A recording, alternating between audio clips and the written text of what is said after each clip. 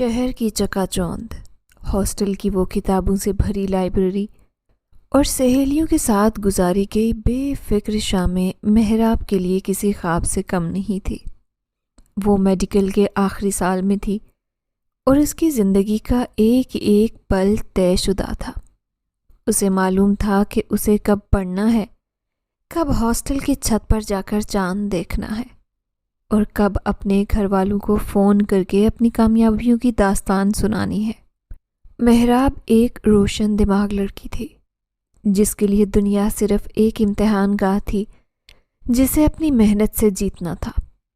جس دن اسے گھر سے فون آیا کہ اسے 2 دن کی چھٹی گزارنے گاؤں آنا ہے، اس دن محراب بہت خوش تھی۔ اس نے سوچا کہ وہ اپنی ماں کے ہاتھ کے بنے ہوئے پراٹھے کھائے گی اور اپنے چھوٹے بھائی سرفراز کے ساتھ ڈھیروں باتیں کرے گی۔ جب وہ اپنا بیگ پیک کر رہی تھی تو اس کی سہیلی زویا نے مذاق میں کہا، محراب اتنی خوش کیوں ہو؟ ایسا لگ رہا ہے جیسے کوئی شہزادہ تمہیں لینے آ رہا ہے۔ محراب نے ہنستے ہوئے جواب دیا، شہزادہ تو نہیں، میرا بھائی آ رہا ہے جو میرے لیے کسی شہزادے سے کم نہیں ہے۔ اسے کیا معلوم تھا کہ وہ ہاسٹل کا کمرہ، وہ میز، وہ ادھوری کھلی کتابیں اب کبھی اس کا انتظار نہیں کریں گی۔ بس کا سفر 5 گھنٹوں کا تھا۔ محراب کھڑکی کے ساتھ لگی سیٹ پر بیٹھی باہر کے مناظر دیکھ رہی تھی۔ جیسے جیسے شہر پیچھے چھوٹ رہا تھا اور ہریالی بڑھ رہی تھی، محراب کے دل میں اپنے گھر کی محبت موجیں مارنے لگی۔ مگر جیسے ہی بس گاؤں کے اڈے پر رکی، محراب کو ماحول میں ایک عجیب سی گھٹن محسوس ہوئی۔ اڈے پر ہمیشہ کی طرح چہل پہل نہیں تھی، بلکہ لوگ گروپوں میں کھڑے سرگوشیاں کر رہے تھے۔ اسے لینے کے لیے سرفراز کو آنا تھا، مگر وہاں اس کا کزن جواد کھڑا تھا۔ جواد کی آنکھیں سرخ تھی اور اس کا چہرہ کسی بڑی مصیبت کا پتہ دے رہا تھا۔ جواد بھائی، سرفراز کہاں ہے؟ اس کی طبیعت تو ٹھیک ہے نا؟ محراب نے گاڑی میں بیٹھتے ہی سوالوں کی بوچھار کر دی۔ جواد نے خاموشی سے گاڑی سٹارٹ کی اور نظریں چرا کر بولا، گھر پہنچو محراب، تمہیں سب پتہ چل جائے گا۔ محراب کا دل بری طرح دھڑکنے لگا۔ گاڑی جب ان کی گلی میں مڑی تو محراب نے دیکھا کہ ان کے گھر کے باہر گاؤں کے مردوں کا ہجوم تھا۔ وہاں ایک ایسی خاموشی طاری تھی جو صرف جنازوں کے موقع پر ہوتی ہے۔ گھر کے صحن میں قدم رکھتے ہی محراب کی روح فنا ہو گئی۔ اس کی ماں صحن کے بیچوں بیچ بیٹھی اپنے بال نوچ رہی تھی اور بین کر رہی تھی۔ اس کے والد چودھری علی، جو علاقے کے معزز ترین انسان تھے، آج ایک شکستہ دیوار کی طرح گرے بیٹھے تھے۔ ان کی پگڑی، جو ان کی غیرت کا نشان تھی، ان کے پیروں میں دھول چاٹ رہی تھی۔ محراب بھاگ کر اپنی ماں کے پاس گئی۔ امی، کیا ہوا ہے؟ کوئی مر گیا ہے کیا؟ سرفراز کہاں ہے؟ اس کی ماں نے اسے سینے سے لگا کر دھاڑیں مارنا شروع کر دی۔ ہائے میری بچی، تو کیوں آئی؟ کاش تو شہر میں ہی مر جاتی، کاش میں تجھے پیدا ہی نہ کرتی۔ محراب کو تب سچائی کا پتہ چلا۔ اس کے اکلوتے بھائی سرفراز سے دوسرے گاؤں کے طاقتور اور ظالم سردار کے بھتیجے کا قتل ہو گیا تھا۔ دشمنی کی آگ اتنی بھڑک چکی تھی کہ سردار کے آدمی چودھری علی کے پورے خاندان کو ختم کرنے کا اعلان کر چکے تھے۔ گاؤں کا جرگہ بیٹھا، گھنٹوں بحث ہوئی اور آخر میں ایسا فیصلہ سنایا گیا جس نے انسانیت کو شرما دیا۔ خون کے بدلے خون نہیں ہوگا، بلکہ صلح ہوگی، اور صلح کی شرط یہ ہے کہ چودھری علی کی بیٹی محراب کو ونی کر کے سردار کے حوالے کیا جائے گا۔ ونی؟ یہ لفظ محراب کے لیے نیا نہیں تھا۔ اس نے بچپن میں قصے کہانیوں میں سنا تھا کہ کیسے عورتوں کو مردوں کے گناہوں کی قیمت چکانے کے لیے بھینٹ چڑھا دیا جاتا ہے، مگر اسے کبھی بھی گمان نہیں تھا کہ ایک دن وہ خود اس بھیانک رسم کا شکار بنے گی۔ اس کا وہ بھائی جسے وہ دنیا میں سب سے زیادہ چاہتی تھی، اس کے گناہ کا بوجھ اب محراب کے نازک کندھوں پر تھا۔ محراب کا ذہنی توازن جیسے بگڑ گیا۔ وہ چیخنے لگی، رونے لگی، اپنے باپ کے پیروں میں گر گئی۔ ابا، میں آپ کی بیٹی ہوں، کوئی بھیڑ بکری نہیں ہوں. آپ مجھے درندوں کے حوالے کیسے کریں؟ ابا مجھے بچا لیں. مگر چودھری علی خاموش تھے. ان کی خاموشی محراب کے لیے 1000 موتوں سے بھی بدتر تھی. صحن کی مٹی محراب کے آنسوں سے گیلی ہو رہی تھی، مگر انصاف کی کوئی امید نظر نہیں آ رہی تھی. وہ لڑکی جو کل تک ڈاکٹر بن کر زندگیاں بچانے کے خواب دیکھ رہی تھی، آج ایک قبائلی دشمنی کی آگ بجھانے کے لیے ایندھن بن چکی تھی. اس کی سسکیاں حویلی کی اونچی دیواروں سے ٹکرا کر واپس آ رہی تھی، اور باہر کھڑے مسلح لوگ اس کی بربادی کا جشن منانے کو تیار بیٹھے تھے. یہ محراب کی زندگی کی پہلی قیامت تھی، جس نے اسے جیتے جی ایک لاش میں بدل دیا تھا. رات کا پچھلا پہر تھا، مگر چودھری علی کے گھر کے کسی فرد کی آنکھ میں نیند کا ایک قطرہ بھی نہیں تھا. صحن میں لگی لالٹین کی مدھم روشنی دیواروں پر بننے والے سایوں کو مزید خوفناک بنا رہی تھی. محراب اپنے کمرے کے کونے میں ساکت بیٹھی تھی. اس کی آنکھیں چھت کو تک رہی تھیں، مگر اسے کچھ نظر نہیں آ رہا تھا. باہر برآمدے میں اس کے باپ کے سسکنے کی آواز آ رہی تھی. وہی باپ جس نے اسے ہمیشہ اپنی شہزادی بنا کر رکھا تھا، آج اس کی زندگی کا سودا کرنے پر مجبور تھا. علی کچھ تو کرو، میری بچی کو بچا لو. وہ تو ابھی زندگی کی تلخیوں سے واقف بھی نہیں ہے. اسے ان درندوں کے حوالے مت کرو. محراب کی ماں زبیدہ بیگم اپنے شوہر کے پاؤں پکڑ کر التجا کر رہی تھی. ان کی آواز میں وہ کرب تھا جو پتھروں کو بھی پگھلا دے. چودھری علی نے اپنا سر دونوں ہاتھوں میں تھام لیا. ان کا چہرہ ایک ہی رات میں برسوں پرانا لگنے لگا تھا. زبیدہ میں کیا کروں؟ اگر میں محراب کو نہ دوں تو وہ سرفراز کو سر عام ذبح کر دیں گے. وہ سرفراز کو صرف نہیں ماریں گے، وہ ہمارے پورے خاندان کی نسل مٹا دیں گے. دشمنی کی آگ اتنی بڑھ چکی ہے کہ جرگے کے پاس صلح کا یہی راستہ بچا تھا. میں ایک باپ ہوں زبیدہ، میرا کلیجہ پھٹ رہا ہے، مگر میں اپنے بیٹے کی لاش کیسے اٹھاؤں؟ جرگے کے اس فیصلے نے محراب کے والدین کو ایک ایسی سولھی پر لٹکا دیا تھا جہاں ایک طرف بیٹا تھا اور دوسری طرف بیٹی. یہ کیسی بے بسی تھی کہ اپنی نسل بچانے کے لیے اپنی جان سے پیاری بیٹی کو قربان کرنا پڑ رہا تھا. محراب کمرے کے اندر سے یہ سب سن رہی تھی. اسے محسوس ہوا جیسے اس کا اپنا وجود ہی اس کے لیے بوجھ بن گیا ہو. اس نے سوچا کاش وہ پیدا ہی نہ ہوتی، کاش وہ شہر سے واپس نہ آتی. صبح ہوتے ہی گاؤں کے وڈیرے اور جرگے کے کارندے چودھری علی کے گھر آ دھمکے. ان کے چہروں پر کوئی پشیمانی نہیں تھی، بلکہ وہ اسے ایک قانونی عمل سمجھ رہے تھے. چودھری وقت نکلا جا رہا ہے، نکاح ہاں باہر بیٹھا ہے، لڑکی کو تیار کرو. سورج ڈھلنے سے پہلے اسے سردار کی حویلی پہنچنا ہے، ورنہ صلح کا معاہدہ ختم سمجھا جائے گا. ایک سخت آواز صحن میں گونجی. محراب کی ماں بھاگتی محراب کے کمرے میں آئی. اس کے ہاتھ میں ایک پرانا ریشمی جوڑا موجود تھا جو شاید محراب کی شادی کے لیے بچا کر رکھا گیا تھا. محراب نے اپنی ماں کی طرف دیکھا. اس کی آنکھوں میں اب آنسو نہیں تھے، صرف ایک سرد خاموشی تھی. امی کیا آپ واقعی مجھے بھیج رہی ہیں؟ کیا آپ کو مجھ پر ترس نہیں آتا؟ محراب کی آواز اتنی دھیمی تھی کہ شاید اس کی ماں کا دل ہی سن سکا. زبیدہ بیگم نے روتے ہوئے محراب کے بال سنوارنے شروع کیے. میری بچی، تیری قسمت میں یہ لکھا تھا، ہمیں معاف کر دینا، ہم بہت کمزور نکلے. ہم تجھے تعلیم دینے شہر بھیج سکتے تھے، مگر تجھے ان ظالموں کے چنگل سے چھڑانے کی ہمت ہم میں نہیں ہے. محراب کی ماں کے یہ الفاظ کسی زہر آلود تیر کی طرح محراب کے سینے میں پیوست ہو گئے. اسے احساس ہوا کہ اس معاشرے میں ایک عورت کی تعلیم اور خوابوں کی کوئی اہمیت نہیں جب بات مردوں کی انا اور غیرت پر آ جائے. صحن میں نکاح خانے محراب کا نام پکارا تو پورا گھر لرز اٹھا. محراب کے والد نے ایک بار بھی محراب کے کمرے کی طرف نہیں دیکھا۔ شاید ان میں اپنی بیٹی سے نظریں ملانے کی ہمت نہیں تھی۔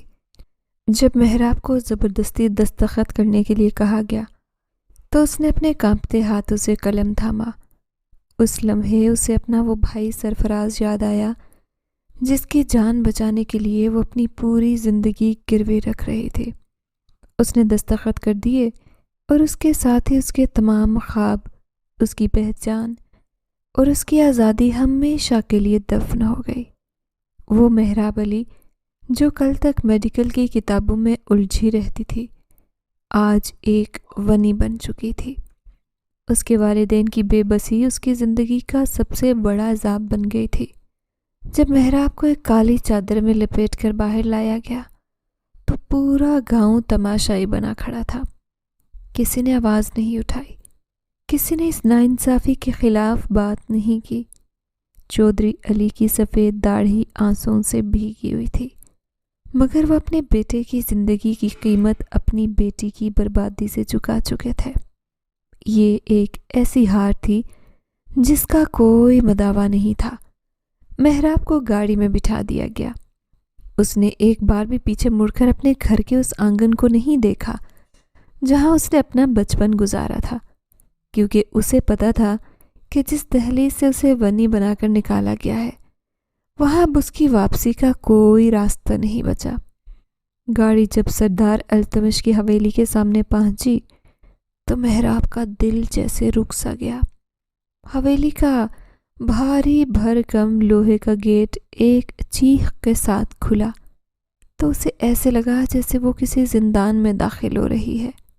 حویلی کی اونچی دیواریں اور ان پر کھڑے مسلح گارڈز کی گہری نظریں محراب کے رگوں پہ میں خوف دڑا رہی تھی۔ جیسے ہی اس نے اندرونی صحن میں قدم رکھا، اسے ایک رعبدار خاتون کا سامنا کرنا پڑا جنہیں سب بیگم جان کہہ رہے تھے۔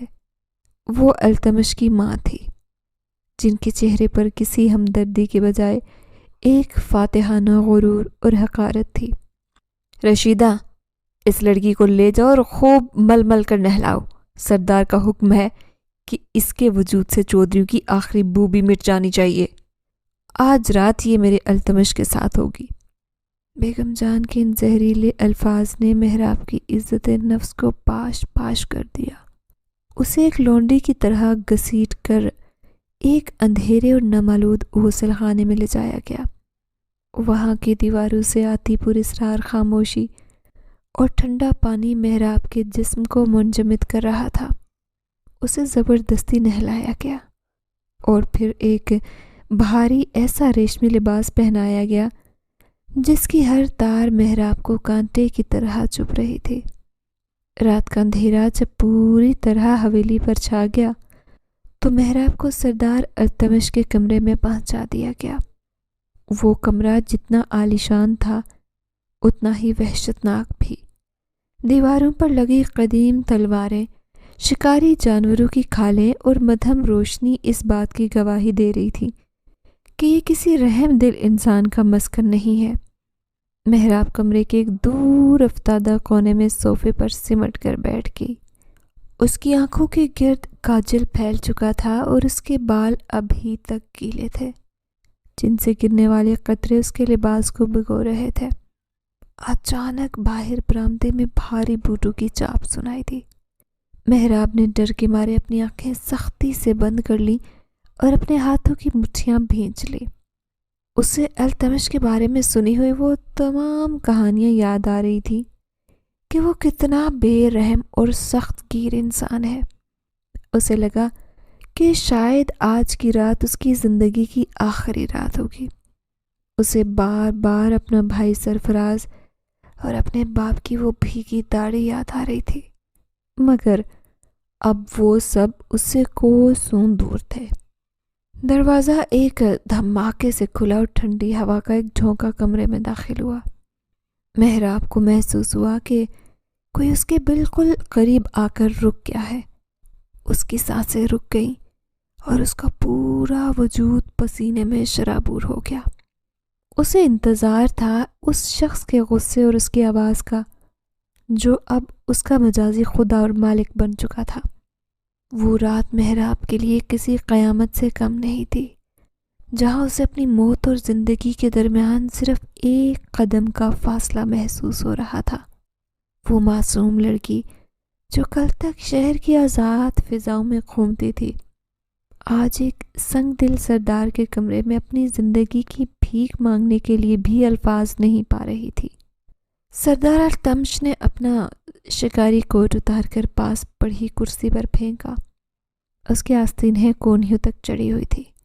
سر اٹھاؤ، ہمارے خاندان میں عورتیں یوں سر جھکا کر نہیں بیٹھتی، چاہے وہ ونی بن کر ہی کیوں نہ آئی ہوں۔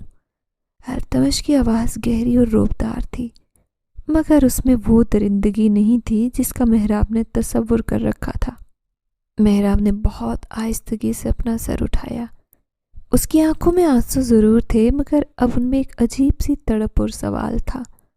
جیسے ہی اس کی نظریں التمش کے چہرے پر ٹھہری، اسے لگا جیسے وقت رک گیا ہو۔ سامنے وہی چہرہ تھا جسے وہ اپنی زندگی کی ایک خوبصورت مگر دھندلے خواب کی طرح یاد کرتی تھی۔ وہ مضبوط جبڑا، وہ گہری بھویں، وہ گہری بھوری آنکھیں جن میں کبھی اس نے تحفظ دیکھا تھا، آج وہی آنکھیں ایک اسے ونی کے روپ میں دیکھ رہی تھی۔ تم؟ محراب کے لبوں سے یہ لفظ ایک ادھوری پکار کی طرح نکلا۔ التمش جو اب اسے ایک سردار کے جاہو جلال میں اسے اب تک دیکھ رہا تھا، ایک دم ساکت ہو گیا۔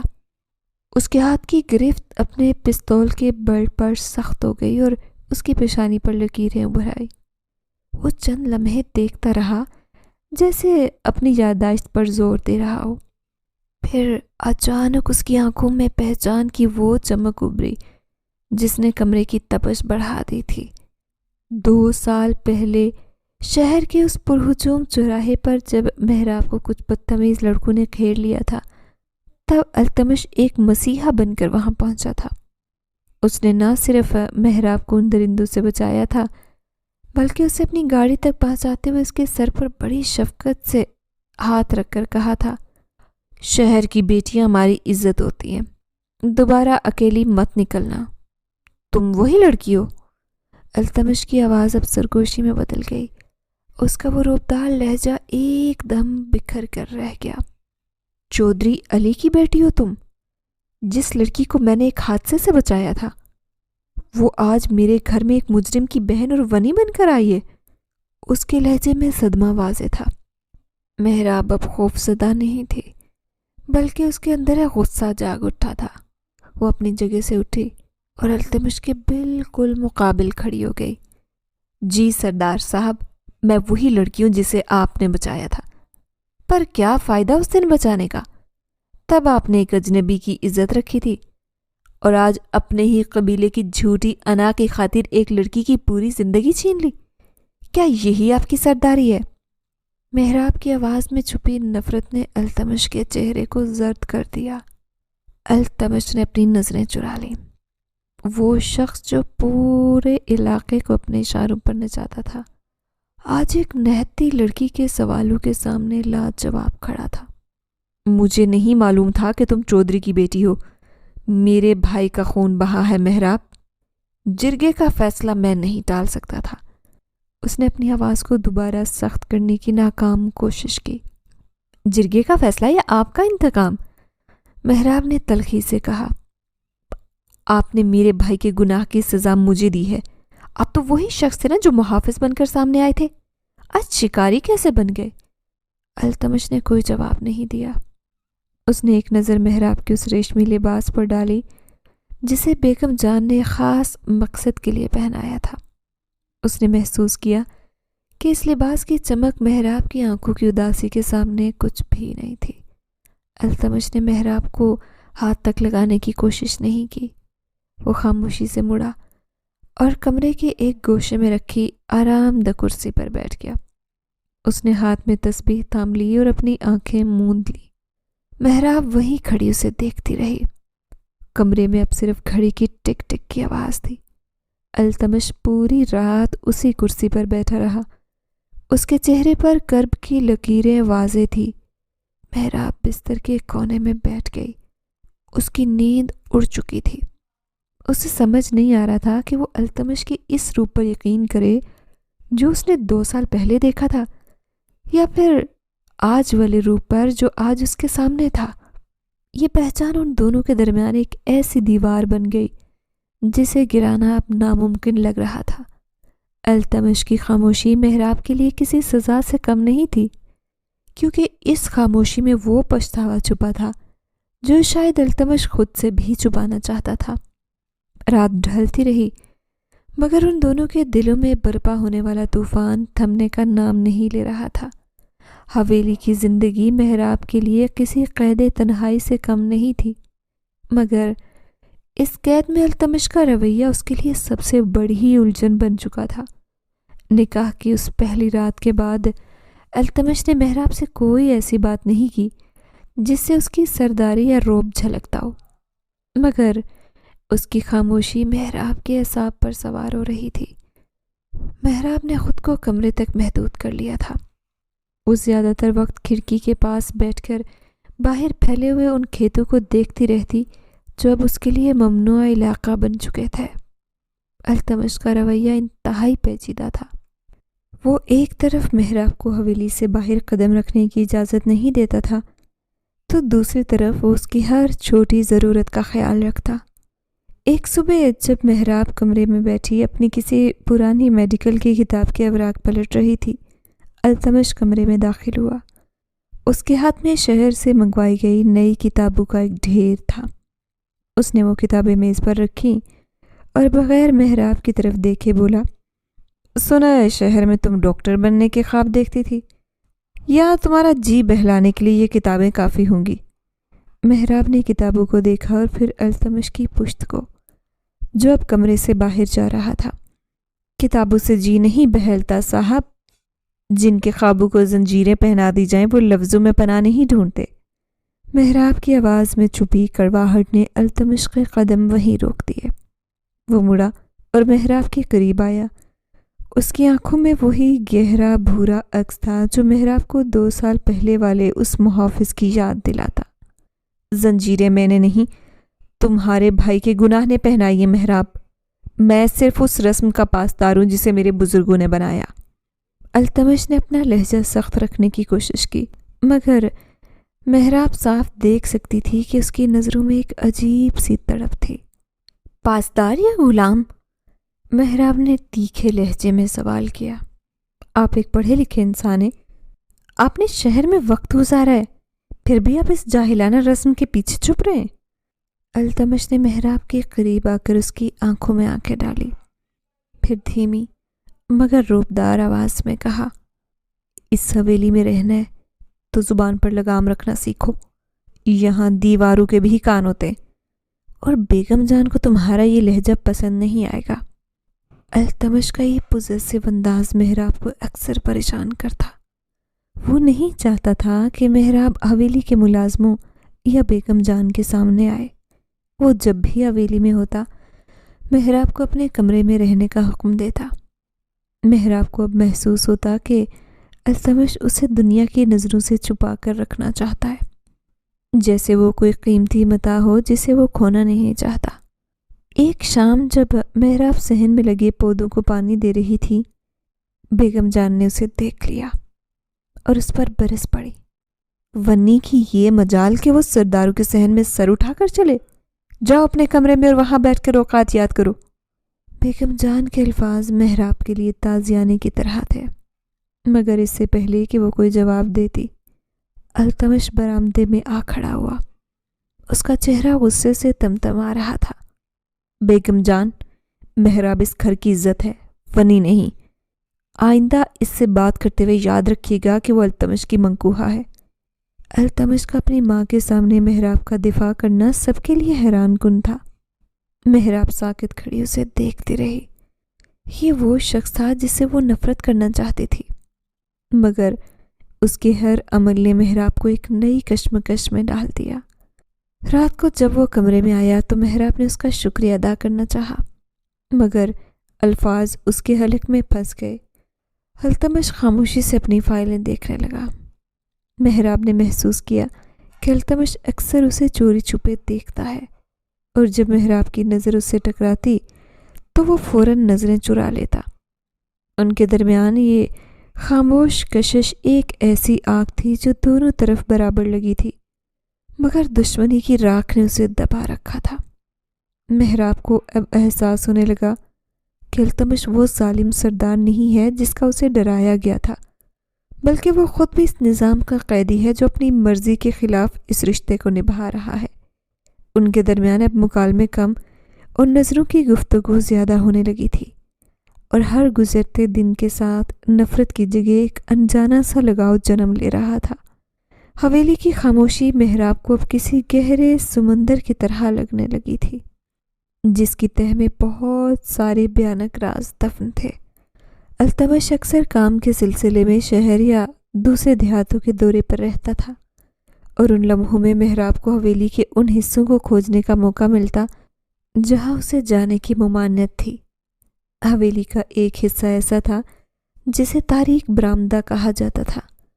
وہاں کے دروازے ہمیشہ مقفل رہتے اور ملازمین کو بھی وہاں جانے سے پہلے بیگم جان سے اجازت لینی پڑتی تھی۔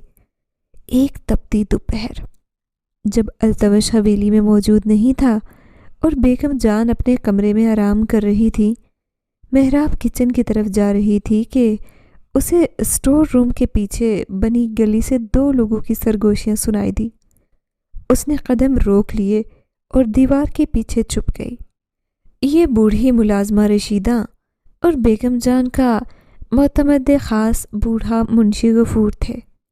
میں کہہ رہی ہوں منشی جی، گناہ کبھی چھپتا نہیں ہے۔ وہ بیچاری محراب یہاں ونی بن کر بیٹھی ہے، جبکہ اسے کیا معلوم کہ چھوٹے سردار کے قتل کی حقیقت کچھ اور ہی ہے۔ رشیدہ کی آواز میں ایک ایسا خوف تھا جس نے محراب کے رونگٹے کھڑے کر دیے۔ منشی غفور نے اسے ٹوکا، خاموش رہ رشیدہ، اگر بیگم جان نے سن لیا تو تیری زبان کٹوا دیں گی۔ سب جانتے کہ چھوٹے سردار التمش کے بھائی کا قتل جائیداد کی وجہ سے ہوا تھا، اور اس وقت چودھریوں کا بیٹا سرفراز صرف ایک مہرہ بنا دیا گیا تاکہ اصل قاتل بچ سکے۔ بیگم جان نے اپنے بھائی جبار خان کو بچانے کے لیے یہ سارا ڈرامہ رچایا اور التمش کو یقین دلایا کہ سرفراز ہی قاتل ہے۔ محراب کے پیروں تلے سے زمین نکل گئی۔ اس کا دل اتنی زور سے دھڑکا، اسے لگا کہ دھڑکن باہر سنائی دے جائے گی۔ اس کا مطلب تھا کہ اس کا بھائی سرفراز بے گناہ تھا۔ اس کی قربانی، اس کا اجڑنا، اس کے باپ کی پگڑی کا اچھالا جانا سب ایک جھوٹ پر مبنی تھا۔ اس کے ذہن میں سوالات کا طوفان اٹھ کھڑا ہوا۔ التمش کا اس سب میں کیا کردار تھا؟ کیا وہ بھی اس سازش کا حصہ تھا یا اسے بھی اندھیرے میں رکھا گیا تھا؟ محراب نے فیصلہ کیا کہ وہ اس راز کے ثبوت تلاش کرے گی۔ وہ دبے پاؤں تاریک برآمدے کی طرف بڑھی۔ اسے پتہ تھا کہ التمش کے بھائی کے کمرے کی چابی بیگم جان کے پاس ہوتی ہے، مگر اتفاق سے اس سے کمرے کا ایک روشن دان کھلا تھا۔ محراب نے ایک سٹول کی مدد سے اندر جھانکا۔ کمرہ گردآلود تھا، مگر وہاں پرانی الماری کھلی پڑی تھی۔ محراب بڑی مشکل سے اندر داخل ہوئی۔ وہاں اسے کچھ پرانے خطوط اور ایک چھوٹی ڈائری ملی جو التمش کے چھوٹے بھائی کی تھی۔ ڈائری کے آخری صفحات پر لکھا تھا، ماموں جبار خان مجھے دھمکیاں دے رہے ہیں۔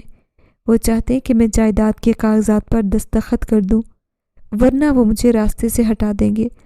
میں نے التمش بھائی کو بتانے کی کوشش کی، مگر ماموں نے انہیں مجھ سے بدظن کر دیا ہے۔ محراب کی آنکھوں سے آنسو جاری ہو گئے۔ اس کا بھائی سرفراز تو اس وقت وہاں محض اتفاق سے موجود تھا جب ہوائی فائرنگ ہوئی، مگر اصلی گولی کسی اور نے چلائی تھی۔ محراب کو اب سمجھ آیا کہ بیگم جان اسے کیوں حقارت سے دیکھتی تھی۔ وہ دراصل محراب کے سامنے آنے سے ڈرتی تھی کہ کہیں ان کا اپنا گناہ بے نقاب نہ ہو جائے۔ وہ ڈائری لے کر اپنے کمرے میں آئی اور اسے چھپا دیا۔ اس کے اندر اب ایک نئی ہمت جاگ اٹھی تھی۔ وہ اب صرف ایک مجبور بیوی نہیں تھی، وہ ایک سراغ رساں بن چکی تھی جسے اپنے خاندان کی بے گناہی ثابت کرنی تھی۔ اسے یہ بھی دیکھنا تھا کہ التمش سچ جاننے کے بعد کیا کرے گا۔ کیا وہ اپنے قبیلے کی غیرت اور اپنی ماں کے گناہ کو ترجیح دے گا یا سچائی کا ساتھ دے کر محراب کے زخموں پر مرہم رکھے گا؟ وہ التمش کی واپسی کا انتظار کرنے لگی، مگر اب اس کی نظروں میں خوف نہیں بلکہ ایک ایسی آگ تھی جو اس حویلی کے جھوٹے وقار کو جلا کر راکھ کر سکتی تھی۔ حویلی کے خطرناک راز معلوم ہونے کے بعد محراب کی التمش کی طرف دیکھنے کی نظر ہی بدل گئی تھی۔ وہ اب اسے اپنا دشمن نہیں بلکہ اپنی ہی ماں اور ماموں کی سازشوں کا ایک انجانہ قیدی سمجھنے لگی تھی۔ نفرت کی جگہ اب گہری ہمدردی نے لے لی تھی۔ دوسری طرف التمش بھی محراب کی خاموشی اور اس کی آنکھوں میں موجود اس نئی چمک کو محسوس کر رہا تھا، مگر وہ اپنی سرداری کی انا کے پیچھے چھپا ہوا تھا۔ ایک شام آسمان پر کالے بادل چھائے ہوئے تھے۔ حویلی کے صحن میں لگے نیم کے درخت ہوا سے جھول رہے تھے۔ محراب کو اچانک تیز بخار نے آ گھیرا۔ شاید حویلی کی گھٹن اور ان ہولناک رازوں کا بوجھ اس کے نازک اعصاب برداشت نہیں کر سکے۔ وہ اپنے بستر پر نیم بے ہوشی کی حالت میں پڑی تھی۔ اس کے لبوں پر اپنے بھائی سرفراز اور اپنی ماں کا نام تھا۔ وہ ہذیانی کیفیت میں بڑبڑا رہی تھی، وہ بے گناہ ہے، اسے بچا لو، التمش اسے سچ بتا دو۔ بیگم جان نے جب محراب کی بیماری کا سنا تو انہوں نے اسے محض ایک ڈرامہ قرار دے کر نظر انداز کر دیا، مگر جیسے ہی التمش حویلی پہنچا، وہ اسے محراب کی حالت کا جب پتہ چلا، وہ تمام پروٹوکول توڑ کر سیدھا اس کے کمرے میں گیا۔ محراب کا جسم تپ رہا تھا، اس کی سانسیں اکھڑ رہی تھی۔ التمش نے فوراً شہر سے ڈاکٹر کو بلوایا، مگر ڈاکٹر کے آنے تک وہ خود محراب کے سرانے بیٹھ گیا۔ التمش نے اپنے ہاتھوں سے ٹھنڈے پانی کی پٹیاں محراب کے ماتھے پر رکھنا شروع کی۔ وہ جس کے ایک اشارے پر لوگ کانپتے تھے، آج ایک لڑکی کے بخار کو اپنے ہاتھ سے کم کرنے کی کوشش کر رہا تھا۔ محراب نے نیم واہ آنکھوں سے التمش کو دیکھا۔ مدھم روشنی میں التمش کا چہرہ بہت نرم اور پردرد لگ رہا تھا۔ اس کی آنکھوں میں وہ درندگی نہیں تھی بلکہ ایک ایسی تڑپ تھی جیسے وہ محراب کو کھونے سے ڈر رہا ہو۔ تمہیں کچھ نہیں ہوگا محراب، میں تمہیں کچھ نہیں ہونے دوں گا۔ التمش کی آواز میں جو لرزش تھی اس نے محراب کے دل کے بند دروازے کھول دیے۔ محراب نے بے خیالی میں التمش کا ہاتھ تھاما۔ التمش ساکت رہ گیا۔ اس نے محراب کے ہاتھ کو اپنے دونوں ہاتھوں میں لیا اور اسے اپنی آنکھوں سے لگایا۔ اس لمحے ان کے درمیان سے ونی دشمنی اور رسم و رواج کی تمام دیواریں گر گئی۔ یہ الفاظ کے بغیر ہونے والا وہ اقرار تھا جس کا انتظار ان دونوں کی روحیں کر رہی تھی۔ اگلی صبح جب بخار اترا اور محراب ہوش میں آئی تو اس نے دیکھا کہ التمش وہیں کرسی پر بیٹھا سو رہا تھا۔ اس کے چہرے پر تھکن کے آثار تھے، مگر اس کا ہاتھ اب بھی محراب کے بستر کے کنارے پر تھا۔ محراب خاموشی سے اسے دیکھتی رہی۔ اسے احساس ہوا کہ وہ اس شخص سے محبت کرنے لگی ہے جس سے اسے نفرت کرنی چاہیے تھی۔ التمش جب بیدار ہوا تو محراب کو ہوش میں دیکھ کر اس کے چہرے پر ایک سکون بھری مسکراہٹ آئی۔ یہ پہلی بار تھا کہ محراب نے اسے مسکراتے ہوئے دیکھا تھا۔ تم ٹھیک ہو؟ اس نے دھیمی آواز میں پوچھا۔ محراب نے صرف اس بات میں سر ہلا دیا۔ اس دن کے بعد سے حویلی کا ماحول بدل گیا۔ التمش اب اکثر محراب کے لیے پھول لاتا یا شام کو اس کے ساتھ برآمدے میں بیٹھ کر خاموشی سے چائے پیتا۔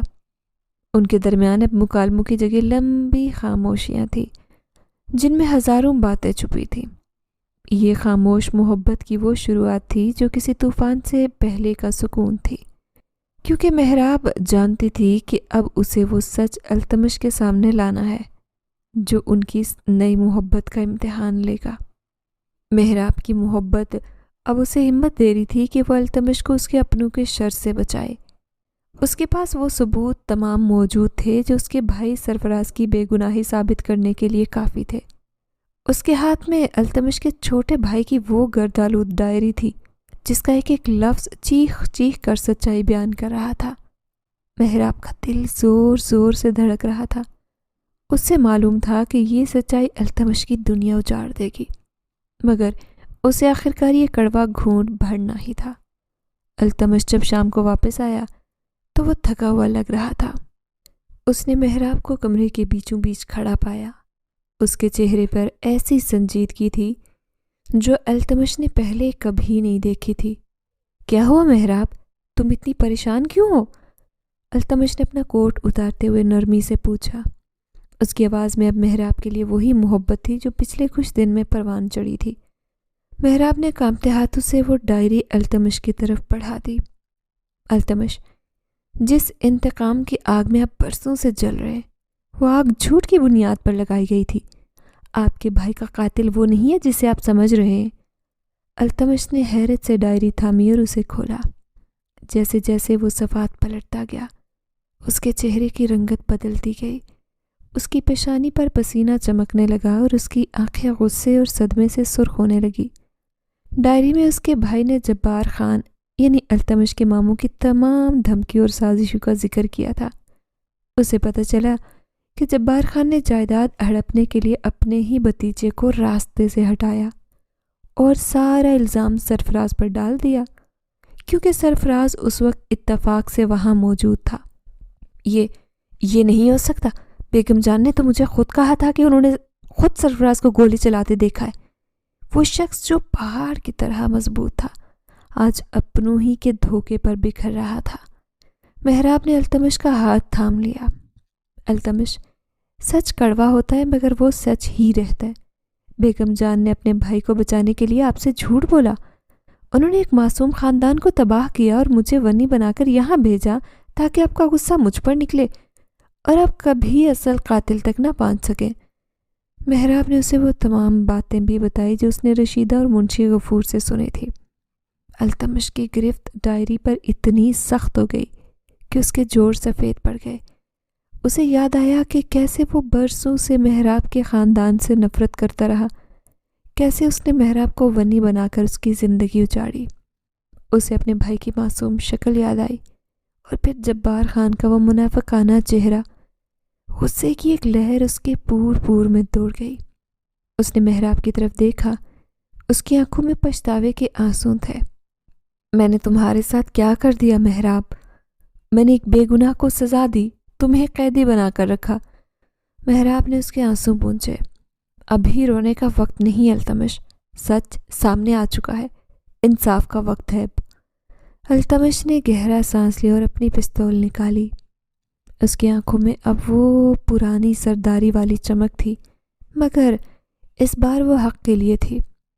وہ کمرے سے باہر نکلا، اس کے قدموں کی چاپ پوری حویلی میں گونج رہی تھی۔ محراب اس کے پیچھے پیچھے تھی۔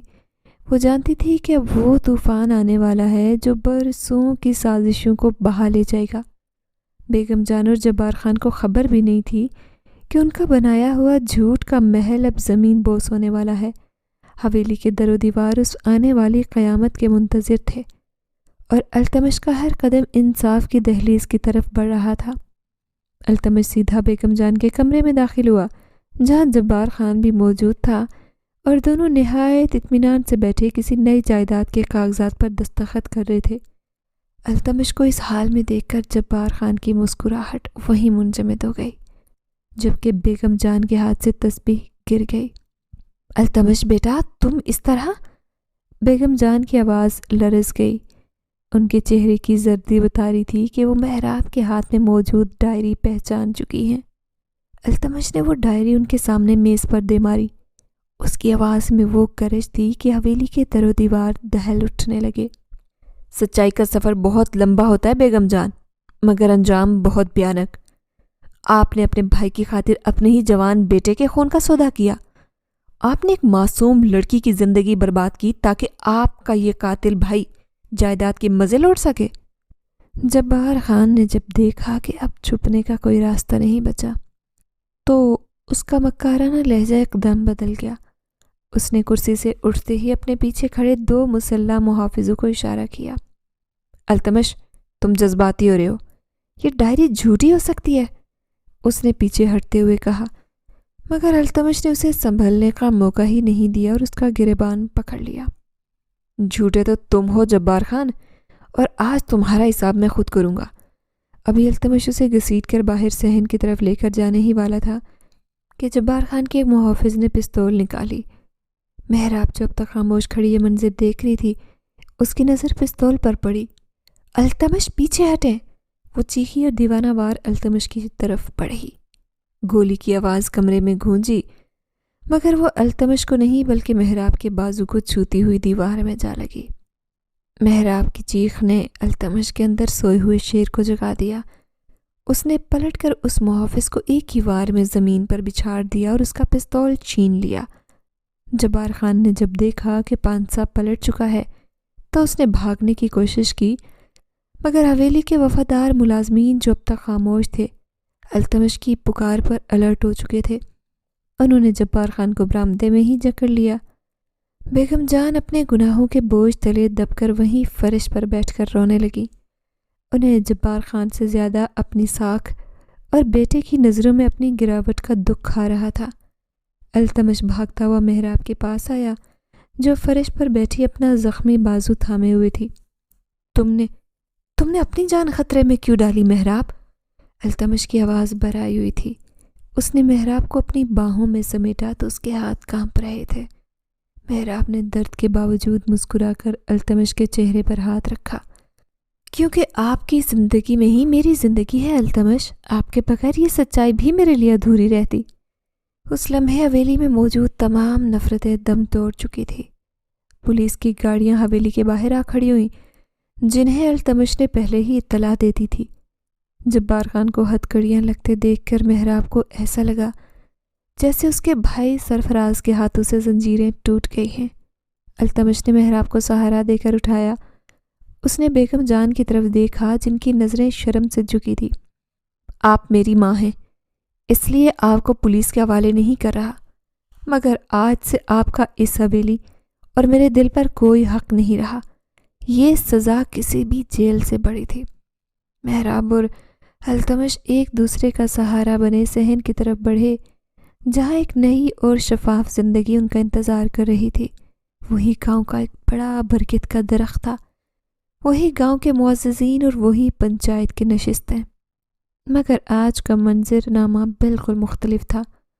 آج فضا میں کسی کمزور کی سسکیوں کی بجائے سچائی کی وہ گرج تھی جو ظالموں کی اوان ہلا دیتی ہے۔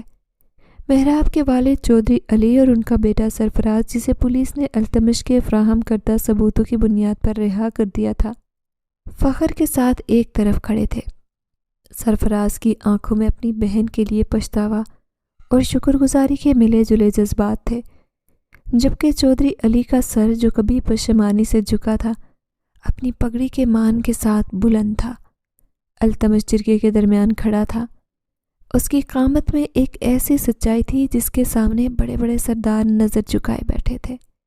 جبار خان زنجیروں میں جکڑا مجرم کے طور پر وہاں موجود تھا، جس کا غرور خاک میں مل چکا تھا۔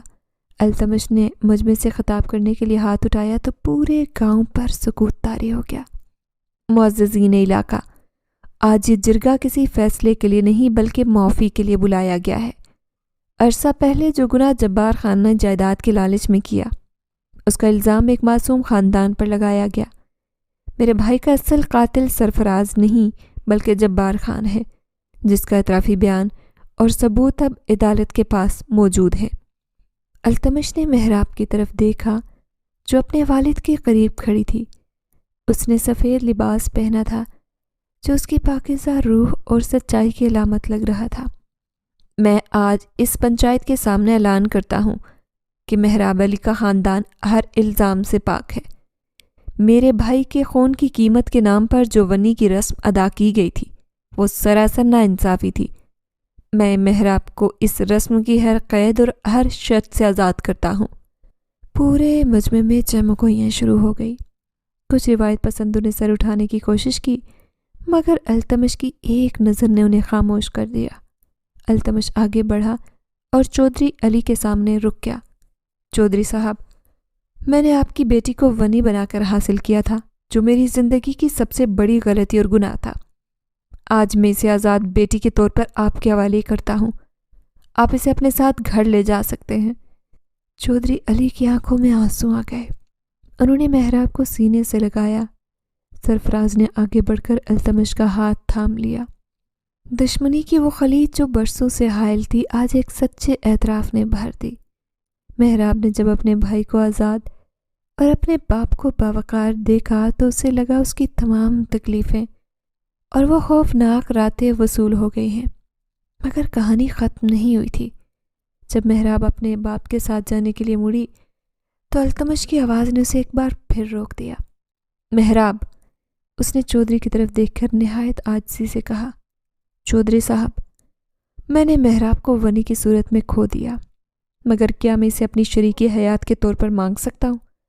میں چاہتا ہوں کہ اب ہمارا رشتہ کسی رسم یا مجبوری کا محتاج نہ ہو، بلکہ محراب کی اپنی مرضی اور آپ کی دعاؤں سے شروع ہو۔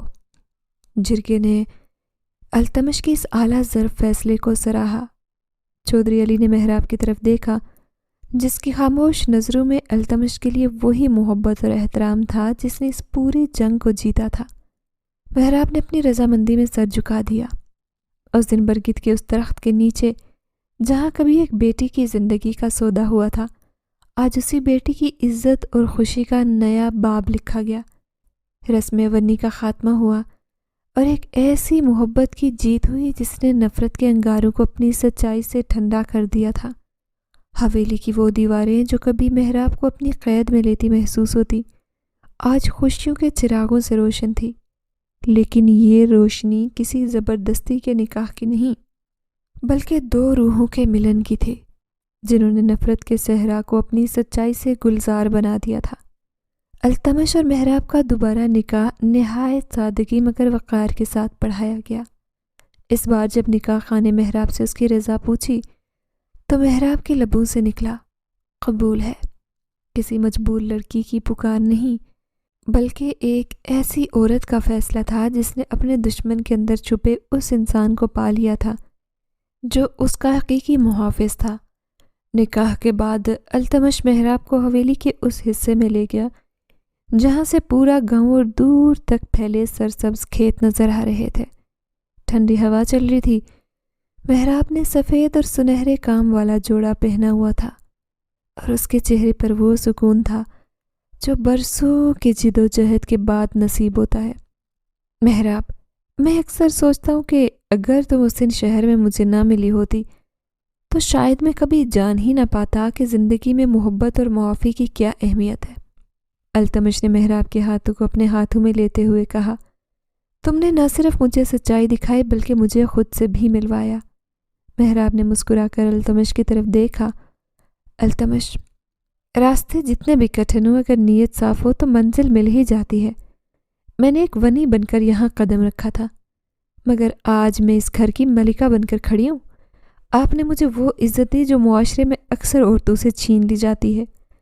اسی دوران ذہن میں سرفراز اور چودھری علی کی ہنسی گونجی۔